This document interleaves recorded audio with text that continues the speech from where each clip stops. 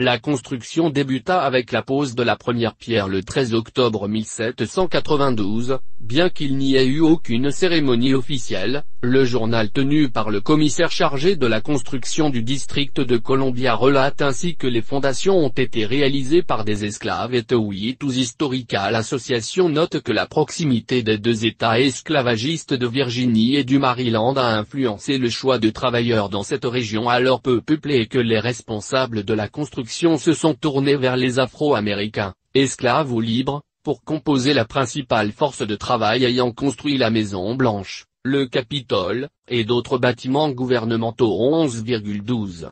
Une grande part du travail sur la maison a été exécutée par des immigrants européens qui, pour la majeure partie d'entre eux, ne possédaient pas encore la nationalité américaine.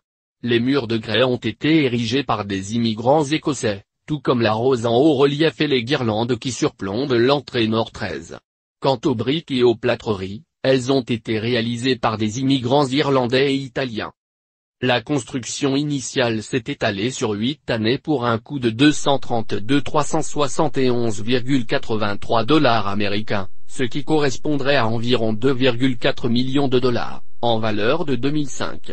La Maison Blanche accueillit son premier locataire, le président John Adams un novembre 1805, alors que la construction n'était pas encore achevée. Une fois les travaux terminés, le grès poreux fut enduit d'un mélange de chaux, de colle, de caséine et de plomb, pour donner finalement au bâtiment sa couleur et son nom 16.